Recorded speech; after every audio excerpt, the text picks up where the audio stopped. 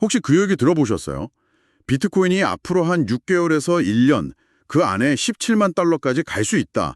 뭐 우리 돈으로는 거의 2억 3천만 원인데 이게 월가의 거물이죠. JP모건에서 내놓은 분석이라서 상당히 파격적입니다. 요즘 시장 분위기 생각하면 더 그렇죠. 그래서 오늘은 바로 이 JP모건 보고서를 좀 깊게 들여다볼까 합니다. 최근에 시장이 엄청 흔들렸잖아요. 그런데도 왜 이런 전망을 내놨는지, 도대체 뭘 근거로 하는 건지 같이 한번 파헤쳐 보시죠. 이 분석이 어쩌면 지금 시장을 보는 여러분의 관점에도 좀 새로운 시각을 줄 수 있지 않을까, 뭐 그런 생각도 드네요. 자, 그럼 본격적으로 시작해 볼까요? 먼저 최근 시장 상황부터 간단히 좀 짚어봐야 할 것 같아요.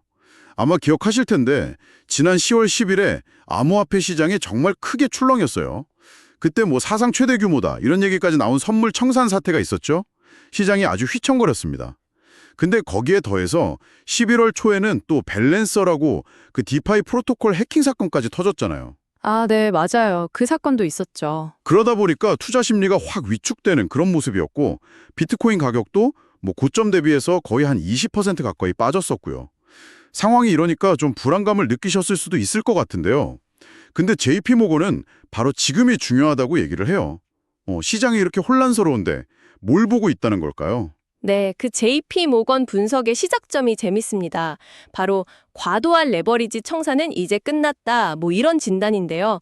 그러니까 지난 10월 10일에 그 큰 청산 사태 있었잖아요. 그때 시장에 쌓여있던 너무 많은 빚, 그러니까 레버리지가 상당 부분 정리됐다고 보는 겁니다. 여기서 이제 중요하게 보는 지표가 그 미결제 약정, 영어로는 오픈 인터레스트라고 하죠. 이걸 보고 있어요. 미결제 약정이요. 그게 줄었다는 거군요. 네, 쉽게 말하면 아직 청사가 안 되고 남아있는 선물 계약 총 양이거든요. 이게 너무 많으면 시장에 좀 과도한 투기, 그러니까 빚내서 공격적으로 투자하는 자금이 많다는 신호로 볼 수 있는데 JP모건은 비트코인 무기한 선물 시장에서 이 미결제 약정 비율이 최근 청산 거치면서 과열 상태에서 벗어났다. 그래서 좀 더 건강한 수준으로 돌아왔다. 이렇게 분석을 한 거죠. 뭐랄까 거품이 좀 빠지고 시장이 더 안정적인 기반을 다졌다. 이런 신호로 보는 겁니다. 그럼 이더리움은 좀 달랐나요? 이더리움도 사실 비슷한 흐름이었는데요.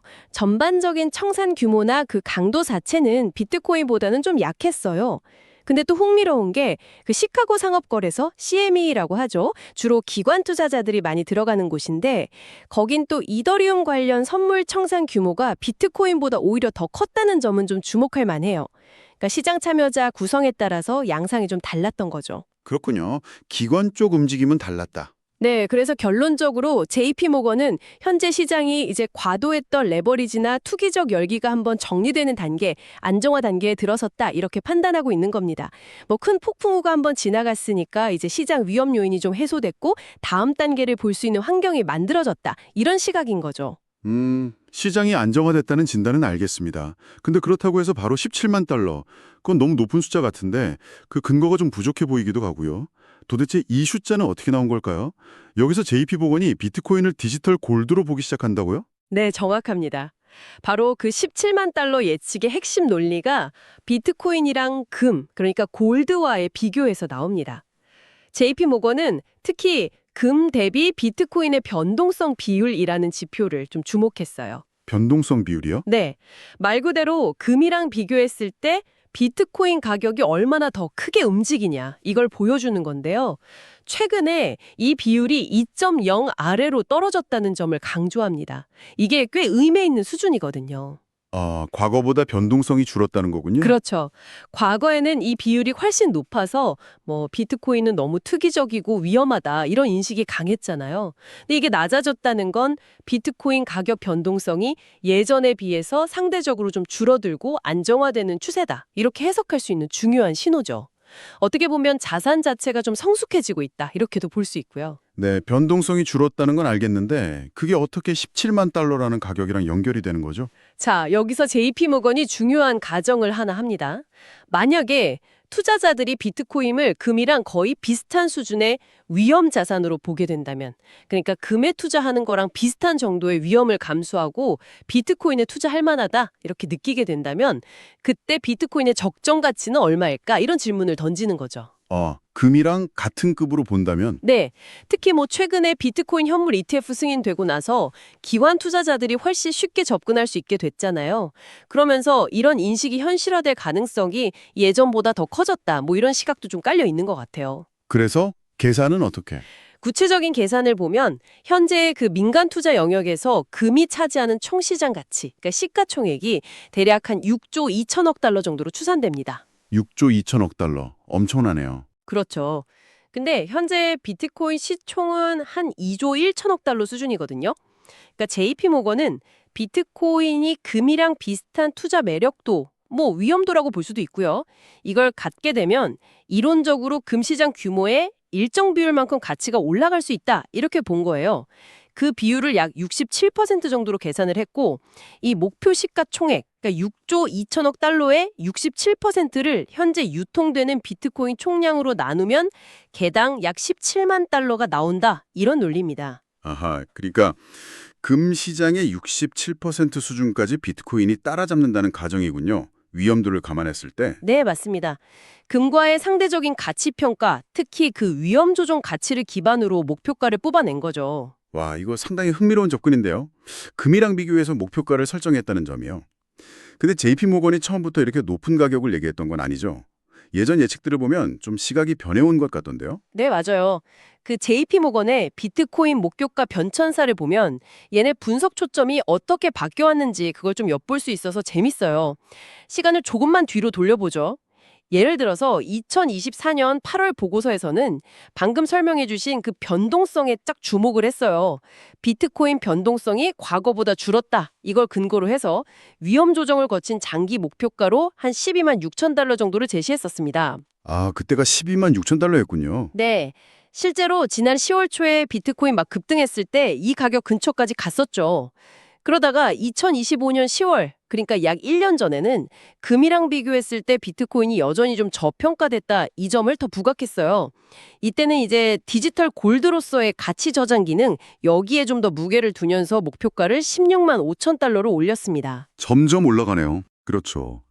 그리고 바로 이번 11월 보고서에서는 아까 자세히 설명해 주셨듯이 최근 시장의 그 과도한 레버리지가 청산되면서 시장 구조가 더 안정화됐다는 점.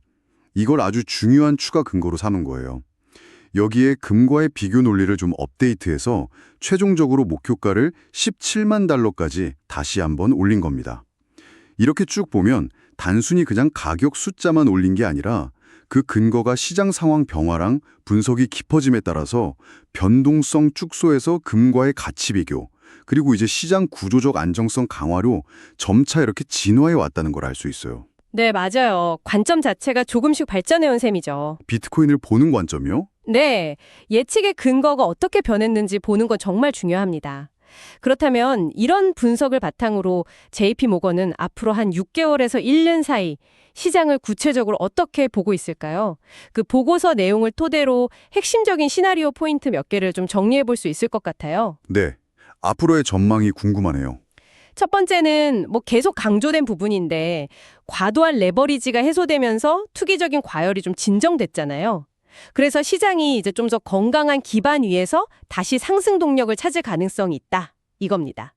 급격한 청산 리스크가 줄었으니까 뭐 외부 충격에 대한 방어력도 좀 높아졌다고 볼 수 있겠죠. 네, 일단 안정화됐다는 게 크군요. 그렇죠. 두 번째 포인트는 그 비트코인 현물 ETF를 통한 자금 유입입니다. 뭐 단기적으로는 자금이 들어오기도 하고 나가기도 하고 변동성이 있겠지만 장기적으로 봤을 때는 기관이나 개인 투자자들의 자금이 ETF라는 그 제도권 채널을 통해서 비트코인 시장으로 꾸준히 들어올 거다. 이 기대는 여전히 유효하다고 보고 있어요.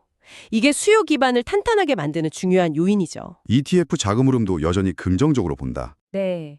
그리고 세 번째는 아까 금이랑 비교할 때 나왔듯이 비트코인의 변동성이 과거에 비해 점진적으로 감소하면서 투자 자산으로서의 안정성이 개선되고 있다는 점입니다. 변동성이 너무 크면 투자자들이 사실 포트포리오에 넣기가 좀 꺼려지잖아요.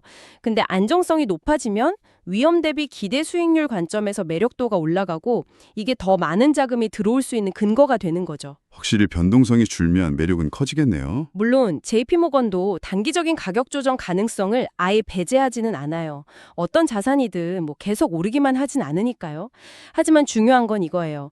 JP모건이 이런 단기적인 등락보다는 비트코인을 둘러싼 더 큰 그림, 그러니까 디지털 골드로서의 역할이 강화되고 시장 자체가 성숙해가는 그 구조적인 변화에 더 주목하고 있다는 점입니다.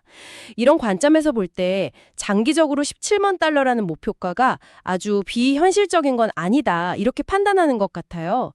오히려 지금 같은 이런 조정 국면이 장기적인 투자 관점에서는 좀 낮은 가격의 비중을 확보할 수 있는 기회가 될 수도 있다? 이런 해석까지 내놓고 있는 거죠. 와, 기회일 수도 있다. 상당히 강한 메시지인데요. 종합해보면 JP모건은 최근에 시장이 좀 불안정한 모습을 보였음에도 불구하고 그 뒤에서 진행되고 있는 긍정적인 구조 변화들, 뭐 레버리지 해소라던가 금 대비 안정성 개선 같은 거에 주목하면서 17만 달러라는 장기 목표가를 제시하고 있다. 이렇게 정리할 수 있겠네요. 그러니까 단기 가격 변동에 너무 흔들리지 말고 비트코인이라는 자산의 본질적인 가치 변화, 또 시장 내에서의 위상 변화를 읽어야 한다. 이런 시도로 볼 수 있겠습니다. 특히 월가의 주요 투자은행이 이렇게 구체적인 분석이랑 전망을 내놓는다는 거 자체가 암호화폐 시장의 위상이 좀 달라지고 있다는 신호 같기도 하고요. 네, 맞습니다. JQ고금 분석은 구체적인 데이터랑 논리적인 추론 과정을 보여준다는 점에서 분명히 흥미롭고 참고할 만해요. 하지만 동시에 이게 시장을 해석하는 유일한 정답은 절대 아니다. 이 점은 꼭 명심하는 게 중요합니다. 모든 예측에는 어쨌든 특정한 가정들이 깔려 있고 특히 변동성이 큰 암호화폐 시장의 미래는 정말 누구도 확신할 수는 없으니까요. 그래서 이 분석을 접하시면서 여기서 한 걸음 더 나아가서 스스로에게 이런 질문을 던져보시는 건 어떨까 좀 제안하고 싶어요. 어떤 질문일까요? 만약에 JP모건 분석처럼 비트코인이 정말 디지털 골드로서 자리를 확실히 잡는다면 앞으로 금 말고 또 어떤 전통자산이랑 비교될 수 있을까? 예를 들면 그 희소성 때문에 뭐 아주 비싼 미술품이나 한정판 수집품이랑 비교될 수도 있고 아니면 강력한 네트워크 효과 때문에 거대 기술 플랫폼 기업이랑 비교될 수도 있지 않을까? 그리고 만약 그렇게 된다면 그게 여러분의 투자 전략이나 자산 배분 결정에는 또 어떤 영향을 줄 수 있을까?